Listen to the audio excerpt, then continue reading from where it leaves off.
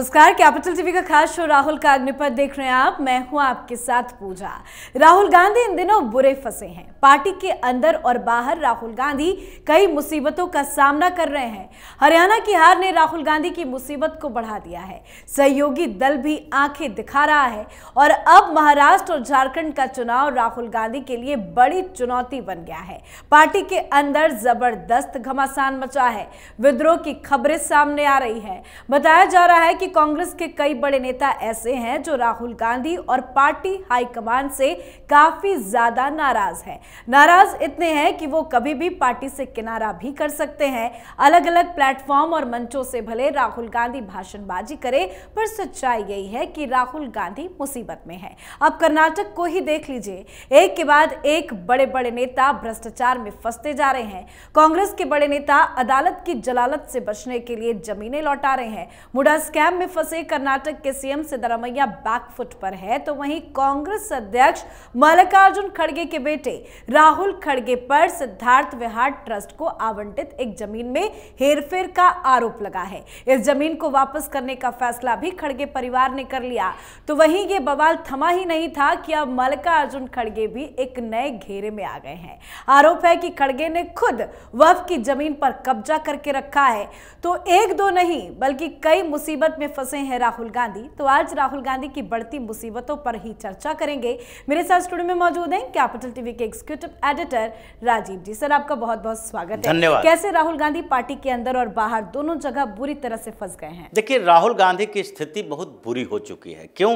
क्योंकि राहुल गांधी कोई ऐसे मास लीडर नहीं है। उनको प्रोजेक्ट किया गया। अब जब प्रोजेक्ट किया जाता है तो आपकी औकात जो है वो सफलता और विफलता पर निर्भर करता है। अगर आप सफलता दिला पा रहे हैं तो फिर आपके पीछे लोग चलेंगे। अगर आप सफलता नहीं दिला पा रहे हैं तो आपकी आलोचना करते रहेंगे। और यही कांग्रेस की स्थिति हो गई है। कांग्रेस के नेता ये सोचने पर मजबूर हो गए कि जब हमें क्षेत्रीय स्तर पर हर चुनाव में खुद ही मेहनत करना पड़े, राहुल गांधी से 10-15% भी वोट इधर से उधर ना हो पाए, हमें कोई फायदा नहीं मिल पाए, तो फिर उनके आइडिया को इम्प्लीमेंट करना हमारे लिए क्यों संभव होना चाहिए? हम क्यों उनके आइडिया पर काम करें? जैसे ये हरियाणा में भी हुआ।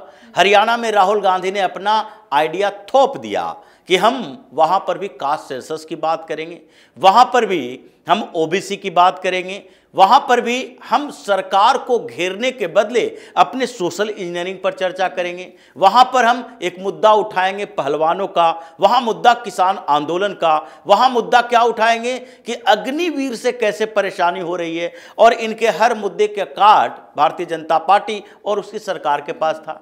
तो अब आगे भी यही संभावनाएं बन रही है कि जब राहुल गांधी अपने केंद्रीय नेतृत्व के लीडर, अपने आसपास बैठे हुए लोगों से राय विचार करके कोई मुद्दा उठाते हैं, तो फिर हमें उस मुद्दे को आगे अपने स्टेट में बढ़ाना चाहिए या सिर्फ राहुल गांधी की रैलियों में ही उसकी चर्चा करनी चाहिए। अब आगे महाराष्ट्र में चुनाव होना है, तो महाराष्ट्र में राहुल गांधी का एक आइडिया है। और वो आइडिया क्या है कि सावरकर को गालियां दो, आरएसएस की विचारधारा के खिलाफ बात करो।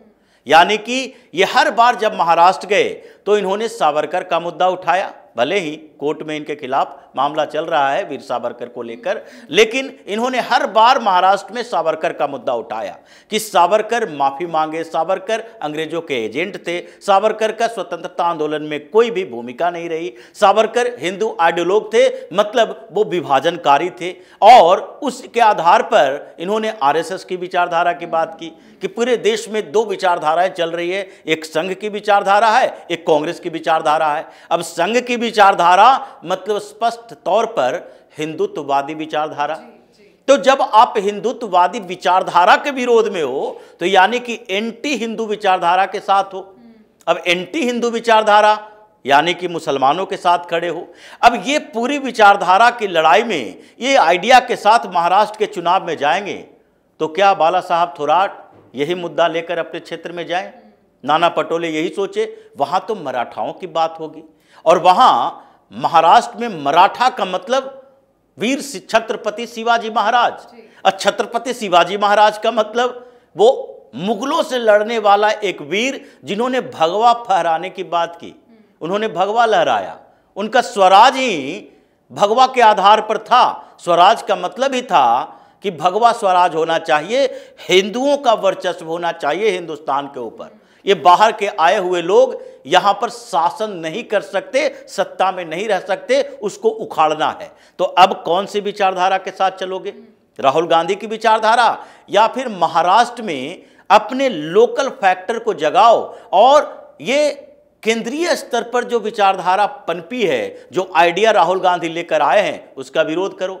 अब ये स्ट्रगल चल रहा है कांग्रेस के अंदर कि हर राज्य में चुनाव के दौरान राहुल गांधी को यह सोचना चाहिए कि दिल्ली में बैठकर हरियाणा का, दिल्ली में बैठकर महाराष्ट्र का या झारखंड के मुद्दे तय नहीं होंगे। और ये कांग्रेस की बड़ी समस्या हो गई। Rahul Gandhi versus state leadership, यानी क्षेत्रीय छत्रप जो हैं कांग्रेस के, वो अब राहुल गांधी के खिलाफ आने लगे हैं। हरियाणा चुनाव के परिणाम आने के बाद ये स्थितियां और भी कहा तो बदल ये भी गई। जा रहा है कि हरियाणा के बहुत कुछ बड़े नेता ऐसे हैं जो पार्टी का दामन छोड़ सकते हैं। क्या इस बात पे सच्चाई है? देखिए, होना तो है, क्योंकि अब ऐसी स्थिति हो गई है कि कांग्रेस के कई बड़े नेता, जैसे अजय यादव तो खुलकर सामने आ गए। उसके बाद हुड्डा परिवार में क्या चल रहा है? अब हुड्डा और हुड्डा विरोधियों के बीच जंग चल रही है। और जो समर्थन कर रहे थे हुड्डा को चुनाव के दौरान, जो 72 टिकट मिले थे 90 में से, वो 72 टिकट वाले जो लोग हार के आए हैं, वो भी हुड्डा पर ठीकरा फोड़ रहे हैं। तो हुड्डा को लग रहा है कि कांग्रेस है, इसके कारण हमारे ऊपर सवाल उठ रहे हैं। कांग्रेस नहीं होती, अगर हमारी पार्टी होती, तो क्या अभय चौटाला, अजय चौटाला के ऊपर उसके पार्टी के लोग जिम्मेदारी दे सकते या उनको इस तरह से धमकियां दे सकते हैं? नहीं दे सकते, क्योंकि उनकी अपनी पार्टी है। दुष्यंत चौटाला पूरी तरह से साफ हो चुका है, लेकिन दुष्यंत चौटाला ही अपनी पार्टी का लीडर है, तो जो भी उसकी पार्टी में रहेगा वो दुष्यंत चौटाला के नेतृत्व में ही काम करेगा। वो अजय चौटाला की पार्टी है तो अजय चौटाला के नेतृत्व में काम करेगा, बीएसपी में मायावती के नेतृत्व में काम करेगा। तो ऐसी स्थिति में ये सोचने पर मजबूर हो रहे हैं कि क्या हम इसी तरह दबे रहेंगे? ये तो शीर्ष नेतृत्व जब तक हमसे खुश है, सोनिया गांधी खुश है, तब तक भूपेंद्र सिंह हुड्डा उनके साथ हैं, क्योंकि सोनिया गांधी जब नाराज थी तो ये पूरे, उसमें हुड्डा भी शामिल थे। ये G23 जो बना था, गुलाम नबी आज़ाद, मुकुल वासनिक, भूपेंद्र सिंह हुड्डा, इन सारे लोगों ने बनाया था, उसमें तो हुड्डा भी शामिल थे। लेकिन ये धीरे धीरे उस गुट से हटकर सोनिया गांधी के करीब आए और मुकुल वासनिक को वापस लाया। तो इन लोगों को मैनेज करने के लिए हुड्डा को जिम्मेदारी दी गई, तो ये आज हाईलाइटेड है। तो ये लोग ये सोच रहे हैं कि क्यों न, जब हमें हरियाणा में राजनीति करनी है, हमें ही हरियाणा में अपने आधार पर ही जीत दर्ज करवानी है, ये गांधी परिवार कुछ नहीं कर सकता, तो अपनी ही पार्टी बनवा लो। ऐसे भी हरियाणा में कितनी पार्टियां हैं, हर लोग अपनी पार्टी बनाकर बैठे हुए हैं। हम 10 ही सीट लाएंगे, किसी के साथ जा तो सकते, कांग्रेस के कारण हम बीजेपी का समर्थन नहीं कर सकते, लेकिन अगर हुड्डा की पार्टी रहेगी तो ये बीजेपी के साथ भी गठबंधन करके सरकार बना सकते हैं। ऐसी कोई बड़ी बात तो है नहीं। दुष्यंत चौटाला ने बनाया, और दुष्यंत चौटाला कौन से परिवार से है? देवीलाल के परिवार से, इनेलो से ही निकलकर जेजेपी बनी है।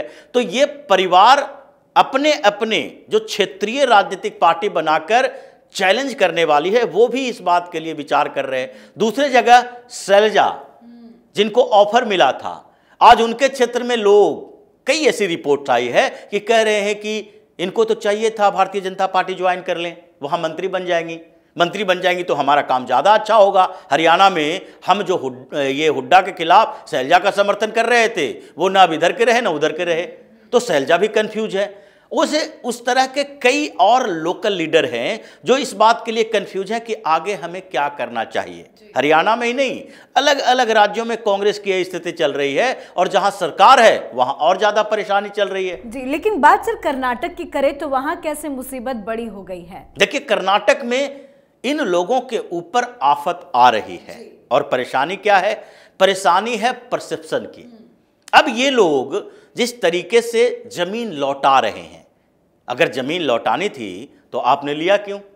ये जांच के बाद मतलब वही है कि हम किसी सुनार की दुकान से चोरी करके लाए, और जब मेरे घर में गहना आए तो पुलिस आए तो कहे कि नहीं भाई ये चोरी की है, कोई बात नहीं है, इसे वापस ले लो, हमें छोड़ दो। अब ये तो संभव नहीं है। आपने चोरी की है तो उसकी सजा मिलेगी। आप उसे लौटा दो या फिर अपने पास रखो। पास तो रख नहीं सकते क्योंकि उसे तो छीन कर ले जाया जाएगा, ईडी तो सीज करेगी वो जमीनें, वो प्लॉट जो गैर कानूनी तरीके से आपको अलाउट हुआ है। जैसे मुडा में सिद्धारमैया को जमीन गैर कानूनी तरीके से अलाउट किया गया है। आप 2 करोड़ की जमीन रखो और उसकी कीमत 85 करोड़ के फ्लैट से ले लो। ये कोई कोइंसिडेंस नहीं है, बल्कि ये पूरी की पूरी कॉन्स्पिरेसी है। तो उनको लौटाना ही था कि चलो 85 करोड़ क्या है, मुख्यमंत्री रह गए तो 2 महीने में 85 करोड़ कमा लेंगे, ब्लैक मनी आ जाएगा। उसी तरीके से ये मल्लिकार्जुन खड़गे जो 2 राहुल के चक्कर में फंसे हुए हैं, एक इनका बेटा राहुल और दूसरा इधर इनके ऊपर राहुल बैठे हुए हैं, राहुल गांधी, और इन दोनों राहुल ने मिलकर उनको जकड़ लिया। ये खुद ही ऐसे नहीं है कि करप्ट लीडर नहीं रहे हैं। तो इनके साथ समस्या हो गई कि इनका बेटा सिद्धार्थ विहार ट्रस्ट के नाम पर जमीन ले लिया। अब आप एक ट्रस्ट बनाए हो जिसका काम धर्म कर्म से जुड़ी हुई चीजें हैं। सिद्धार्थ विहार ट्रस्ट का मतलब ही था कि महात्मा बुद्ध से रिलेटेड कोई विहार बनाना, ये कम्युनिटी हॉल बनाना, कॉन्फ्रेंस करवाना, और उसको आपने क्या किया, आपने हॉस्पिटलिटी के नाम पर एक मॉल के आसपास जमीन ली कि हम स्किल डेवलपमेंट करवाएंगे और उसके लिए रोजगार सृजित होगा। तो आपने जो जमीन ली गलत तरीके से ली, एससी कोटा में ली, तो उस पर जांच जब बैठी तो उसके बाद ये लोग कह रहे हैं कि हम वो जमीन भी वापस कर देंगे। तो वापसी से काम नहीं चलेगा। अब सवाल वहां उठ रहा है इस बात का कि यहां जो कर्नाटक में वसूली चल रहे हैं वो वसूली क्या दिल्ली तक कनेक्शन नहीं है? ये भारतीय जनता पार्टी ने सवाल उठाना शुरू कर दिया है कि ये प्रॉफिट लेने वाले लोग हैं और कर्नाटक की सरकार से प्रॉफिट ले रहा है। यही सुरजावाला पकड़ा गया था, वहां के होटल में ये लोग मीटिंग कर रहे थे बेंगलुरु डेवलपमेंट बोर्ड की। तो तुम प्रभारी हो, तुम वहां सरकार में नहीं हो, तो दिल्ली से जाकर वहां बेंगलुरु के डेवलपमेंट बोर्ड में क्या कर रहे हो? अर्बन डेवलपमेंट बॉडी के साथ मीटिंग करके क्या कर रहे हो? क्योंकि अर्बन डेवलपमेंट में बिल्डर्स होते हैं और बिल्डर्स को जमीन दी जाती है और वो डेवलप करने के बदले करोड़ों करोड़ रुपया देते हैं। जैसे मुंबई में कई पकड़े गए, पात्राचाल मामले में ये पकड़ा गया था संजय राउत। तो ये पूरा कनेक्शन जो चल रहा है, अभी भी जब डिप्टी सीएम और सीएम बनाने की बात आई और सिद्धारमैया के इस्तीफे की बात आई तो डीके शिव कुमार ने क्या कहा, जी परमेश्वर को कहा आपको हम बेंगलुरु डेवलपमेंट बोर्ड का चेयरमैन बना देंगे, development ministry, urban development ministry दे देंगे। क्यों? क्योंकि ये प्रॉफिटेबल है, शहरों में विकास होगा। तो मैसूरू में जैसे वहां पर डेवलपमेंट हुआ, मुडा बना, तो इन लोगों को करोड़ों करोड़ का फायदा हुआ। तो ये वहां पर एक वसूली चल रहा है। दूसरी तरफ तेलंगाना में वही स्थिति है, रेवंत रेड्डी के ऊपर आरोप, और केटी रामाराव जो केसीआर के बेटे हैं उन्होंने तो सीधा आरोप लगाया कि राहुल गांधी को यहां से पैसे बोरियों में भर भर के जा रहे हैं। क्योंकि ये जो पूरा का पूरा कंस्ट्रक्शन चल रहा है अभी ये रिवर फ्रंट पे, तो उसमें तो अरबों रुपए का खेल है।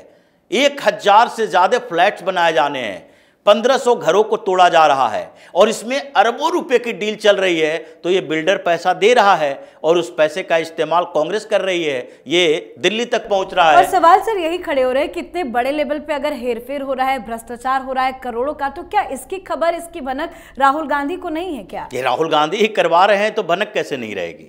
राहुल गांधी अगर टारगेट देंगे, राहुल गांधी खुद न दें, उनकी टीम के लोग ही दें। अरविंद केजरीवाल ने टारगेट दिया कि भाई मनीष सिसोदिया को देखो, हमें रेवेन्यू चाहिए, 100 करोड़ रुपया हमें अगले चुनाव के लिए चाहिए, चाहे गोवा में खर्च हो, गुजरात में खर्च हो, पंजाब में खर्च हो। तो इन लोगों को पता था। अब राहुल गांधी उसी तरीके से अपनी टीम के लोगों, जैसे ये अरविंद केजरीवाल बार बार कहते हैं कि भाई हम तो सीधे तौर पर समीर महेंद्रू से नहीं मिले, हम सीधे तौर पर विजय नायर के साथ जुड़े हुए नहीं थे, हम सीधे तौर पर अभिषेक बेन पल्ली से नहीं मिले। तो आप नहीं मिले, विजय नायर दूसरा से मिला, तो किसी न किसी के थ्रू आपने मैसेज तो पहुंचवाया। उसी तरह राहुल गांधी मैसेज पहुंचवाते हैं। अभी जरूरत है भारत जोड़ो न्याय यात्रा के लिए 150 करोड़ रुपए, कहां से आएगा? कांग्रेस के लिए सरकारें गिनी चुनी 2-3 राज्यों में है और हिमाचल जैसे राज्य से मांगोगे तो वहां कहेगा कि हमारे पास तो ऐसे ही खजाना खाली है। तो साउथ इंडिया के 2 राज्य बचते हैं जहां रेवेन्यू बनाने की जरूरत है, तो ये वसूली करके यहां भेजते हैं। यही आरोप अगर केटीआर लगा रहे हैं, अगर भाजपा के नेता लगा रहे हैं, तो इसकी भी जांच की दिशा बदलेगी। ईडी जो अभी सिद्धारमैया, राहुल खड़गे के ऊपर जांच कर रही है, रेवंत रेड्डी के ऊपर जांच कर रही है, वो दिशा अब राहुल गांधी की तरफ आएगी। एक तरह से कहा जाए तो ये रंगे हाथ पकड़ा गया है। भले ही अभी कानून के स्तर पर इनको सजा नहीं मिली, लेकिन पकड़े जा चुके हैं कि कैसे आप अपने स्टेट में वसूली रैकेट चलाते हो। और पकड़े तो मुझे लगता है मल्लिकार्जुन खड़गे भी गए हैं, क्योंकि जेपीसी की जो मीटिंग हुई थी उसमें आरोप लगा कि मल्लिकार्जुन खड़गे ने ही वक्फ घोटाला किया है, जमीनें हड़प ली है वक्फ बोर्ड की। ये जितने नेता हैं विपक्ष के, ये बैठे हुए, ओवैसी हो या खड़गे हो, ये जेपीसी में वक्फ बोर्ड पर इतना चिल्ला क्यों रहे हैं? इसलिए कि ओवैसी भी हैदराबाद में कब्जा करके बैठे हुए हैं, और ये जो मल्लिकार्जुन खड़गे हैं, इन लोगों ने 3-4 ट्रस्ट बना रखे हैं, और वो ट्रस्ट के नाम पर जमीन लेता है, मार्केट कॉम्प्लेक्स बनाता है। तो ये सारे लोग वक्फ बोर्ड के फायदे लेने वाले हैं। इसलिए इन लोगों को लगता है कि वक्फ में जो हमारे लोग बैठे हैं उसको रिप्लेस न किया जाए, कोई दूसरे लोग सरकार की तरफ से ना आ जाए, और इसी दायरे में इसे सीमित रखो। परेशानी इन लोगों की अभी बढ़ने वाली है। खड़गे हो या राहुल गांधी हो, सबको उनके पापों की सजा तो जल्दी सर, जाते जाते एक छोटा सा बयान भी समझना चाहेंगे आपसे। राहुल गांधी ने फिर से अग्निवीर पर उटपटांग बयानबाजी की है, क्या कर रहे हैं ये? दक्षिण लगता है कि राहुल गांधी अग्निवीर के पीछे पड़ गए हैं। जैसे ट्रेनिंग के दौरान मौत हुई, अब ट्रेनिंग के दौरान मौत हुई तो अमित शाह से, मोदी से आप सवाल करोगे कि 2 सैनिकों के बीच अंतर है, सैनिकों के बीच अंतर, व्यक्ति के बीच अंतर, नेता के बीच अंतर। अगर राहुल गांधी को ये लगता है कि 2 व्यक्तियों, पदों के बीच अंतर नहीं होता, तो राहुल गांधी और उनके बगल में बैठे हुए दूसरे नेता के बीच अंतर कैसे हो जाता है? राहुल गांधी में कौन से सुरकाफ के पर लगे हुए हैं जो इन्हें राष्ट्रीय अध्यक्ष के ऊपर बिठा दिया गया है? तो अंतर तो पद बनाया गया है उसके अनुसार है, लेकिन फिर भी जिस तरीके से हरियाणा में इन्होंने बात की, और फिर हरियाणा चुनाव के समय ही हरियाणा सरकार ने कह दिया कि भाई जितने अग्निवीर लौट कर आएंगे उसको हम अपने स्तर पर नौकरियां स्टेट गवर्नमेंट में देंगे। तो इस मुद्दे पर सेना ने बार बार राहुल को बेइज्जत किया है, और इस बार भी एक ऐसी बेइज्जती होगी जिसके बाद राहुल गांधी शायद अग्निवीर के नाम पर बात करने से भी थोड़ा डरेंगे। जी सर, बहुत बहुत धन्यवाद सर समझाने के लिए। तो एक साथ राहुल गांधी कई बड़ी मुसीबत में फंस गए हैं। कर्नाटक में सिद्धरामैया पर मुडा जमीन घोटाले में शिकंजा कस ही रहा था कि मल्लिकार्जुन खड़गे पर भी बड़ा आरोप लग गया है। नई दिल्ली में वक्फ बिल पर जेपीसी की बैठक में आरोप लगाया गया कि कांग्रेस अध्यक्ष खड़गे ने खुद वक्फ की जमीन पर कब्जा किया है। वक्फ संपत्तियों पर कब्जा करने में खड़गे सहित कई कांग्रेसी नेताओं के नाम भी सामने आ रहे हैं। आरोप है कि कांग्रेस का शीर्ष नेतृत्व भूमि हड़पने में शामिल है, और सवाल यही है कि क्या इस भ्रष्टाचार की खबर राहुल गांधी तक नहीं है? क्या उनका इसमें योगदान नहीं है? तो इस पर आप अपनी राय कमेंट कर लिखें। देखते रहिए कैपिटल टीवी। नमस्कार।